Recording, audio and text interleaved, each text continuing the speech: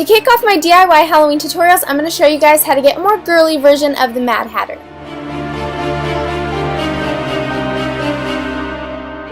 Okay, so today I'm going to be doing the first video in my Halloween series this year. Yay! But the cool thing about these tutorials is they're all going to be DIY Halloween tutorials. I was thinking about calling this Halloween series like the Spook Book DIY Halloween tutorials. I'm not sure. If you guys have any better name suggestions, you can leave that below. Because I know a lot of those Halloween costumes out there can be pretty pricey, so I'm going to show you guys how you can make it yourself with things out of your closet. So I'm going to show you guys how to make your own Mad Hatter hat out of a cardboard box. And everything else I just got out of my closet, but basically I just wanted to have like one thing that you can actually make yourself, because I know they sell these, but why not make your own, duh. And yes, I am in the middle of nowhere, and there's a tea party behind me with cool like snacks and drinks, and I wish you guys were here right now. I wish you were here, because then we could have a tea party together, but I'm glad you guys aren't here because there's tons of mosquitoes and I don't want you guys to get bit because I'm getting bit everywhere. So yeah, anyways, let's go ahead and get into the tutorial. I had a way then, losing it all on my own. I had a heart then, but the queen's been overthrown. And I'm not sleeping now, and the dark gets too hard to beat. Okay, so starting off with makeup, I'm just first off going to remove my Mad Hatter hat so it doesn't get in the way. So start off with applying a foundation, and I chose a foundation that's 3 shades lighter than my natural skin tone. Since the Mad Hatter skin is white and I didn't want to go with a white foundation since this is a more subtle look, I just went with a lighter foundation color. Now to set the foundation, I'm taking my Rimmel Stay Matte Translucent Pressed Powder, and with a big fluffy brush, I am just applying that all over the skin, and this is going to mattify the look and also just kind of give it a flawless finish. Now taking a bronzer, this one is by Milani and I got it from Target, of course, where else would I get it, and I'm going to be using the darker side of this bronzer, yes, because we're going all out. So taking a little pointed face brush, I'm going to make a fishy face and just apply this to the hollows of my cheeks, and this is going to give us a really nice contoured look. And if you want your skin to look even more contoured, then you can just apply more and more depending on how dramatic you want it to be. Next, take an eyeshadow primer. I'm using NYX eyeshadow base. It's a white one, so it's going to make the colors pop a lot more. And just apply that to your eyelids and blend it all the way in with your ring fingers. Now for eyeshadow, I'm using this palette that I'm obsessed with. It's the Little Black Beauty Book from e.l.f. that I got at Target, and I'm using this kind of gold bronzy color and applying that all over the lid with a flat shader brush. And then taking a fluffy crease brush, I'm going to be picking up this light purpley shimmery color and applying that into my crease and working it all the way in and blending it out.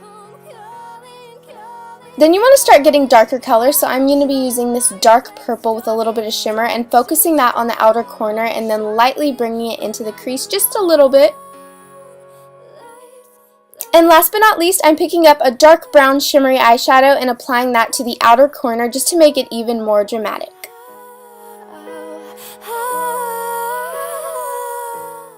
Now we are done with the beauty book, and I'm going to be taking this Color Eye Tattoo by Maybelline in Mossy Green, and using a flat shader brush, just the tip of it, I'm going to be applying this to my lower lash line just to kind of give me a more dark, deep look. And now it is lash time! These lashes are by NYX Cosmetics. I got them at Ulta, and I just think that they're so crazy and super Mad Hatter-ish, if that makes sense. So I'm just going to be applying glue to this, and once the glue gets tacky, you just want to apply that as closest to your natural lash line as you can. And something I like to do when I apply false lashes is to take my mascara, and this one is just Scandal Eyes by Rimmel, and apply that to my lashes to blend the real ones with the falsies. And if you want to apply it to your bottom lashes, just act like you saw the Queen of Hearts and apply. Perfect! Okay, and for blush, I'm going to be using this Plum color by Maybelline. It has a little bit of gold shimmer, and I'm just focusing that on the apples of my cheeks and blending it upwards. And you want to apply a lot of this because the Mad Hatter's mad. You know, he's super dramatic. Go for it. And for lips, I think anything that's like a cool purple or a red would work. I'm just using this deep purple lipstick by Maybelline and applying that to my lips. And since this is like a super dramatic color, I just like to be very careful with it, and then I also blend it out with my fingers just to kind of give it a more even look. And that is the finished Mad Hatter makeup. It's very dramatic, but I think it's super stunning and very easy to recreate. So now it is time for the DIY costume. Okay, so for my costume, I just got inspiration from the Mad Hatter and how totally not matching his style is. So this bow printed top is from Forever 21. I got it a few months ago, so I just pulled it out of my closet and thought it would work. And I also love the collar on it. And then I paired it with this gray vest, also from Forever 21. I think it totally gives the look a more tailored vibe, which I really like. So those are two items that you can probably easily find in your closet already. And then also this skirt I actually got like 4 years ago at Forever 21, and I never thought that I could wear it because it was just kind of awkward to me, but I thought it worked perfect for this Mad Hatter costume. So just any weird printed skirt I think would work perfectly. And also, you guys probably don't know, I'm a total cookie monster, just saying. And then you just want to pair it with some totally crazy weird tights. These are just striped ones that I got from Target, and my boots are actually from a thrift store. And also this coat is from a thrift store also. I got it at Goodwill for about $8, which is an amazing deal, and I thought it totally just finished off the look.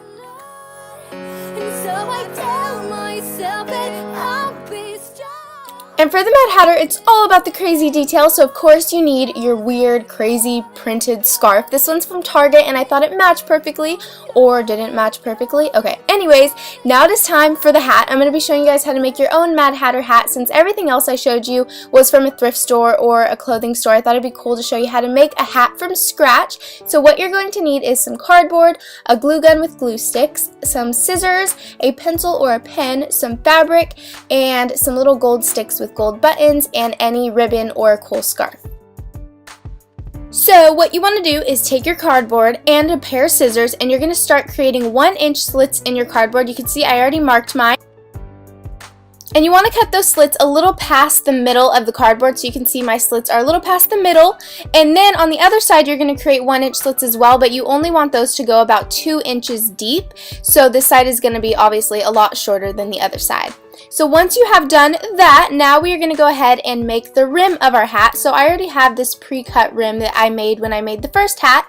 So I'm just going to go ahead and trace that on my cardboard. Trace, trace, trace, trace. And then after you trace it, you can go ahead and cut it out with your pair of scissors. And once you're finished doing that, we are going to cut out the center of this brim. Obviously, we want to stick our head through it, so you have to cut that out. And you want to make sure you keep that little centerpiece because we're going to use it later. So now take the base of your hat, and you're going to bring the ends together like a little tube. And once you get the size that you need that's going to fit around your head, you can glue it in place. And then taking the shorter side of the hat, the side that has all of these short little 2-inch slits, we're going to stick that through the brim of the hat so it looks like that. And then what you're going to start doing is just start gluing the little slits onto the bottom of the brim of the hat.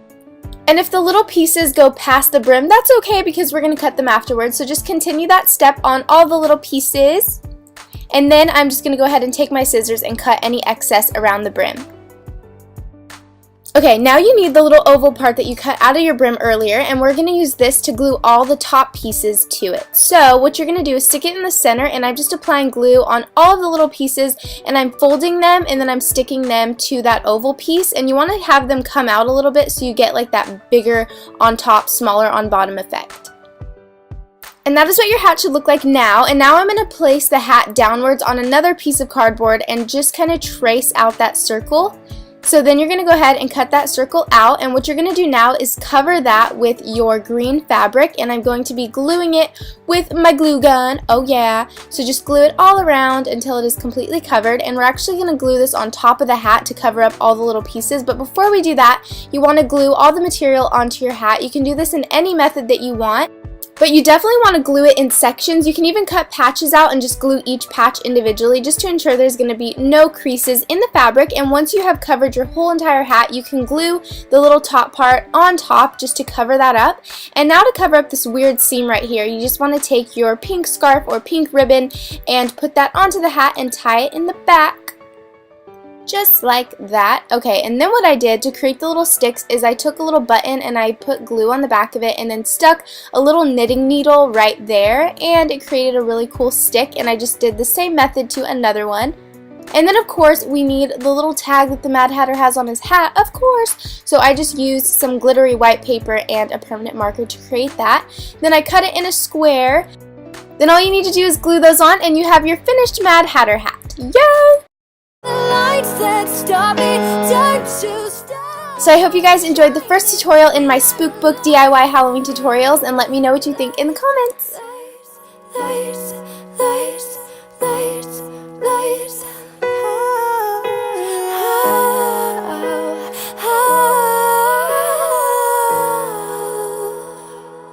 Alright, so that's it for the first Halloween tutorial in my DIY Halloween series. I hope you guys enjoyed it, and let me know in the comments what you're being for Halloween this year, because I want to know. And also let me know any other Halloween DIY tutorials that you would like to see next, because I'm going to be doing a lot more and I'm super excited for them. So yeah, I love you guys, and I'll talk to you later. Bye!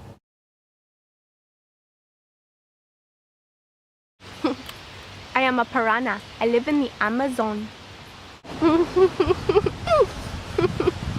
That is so creepy.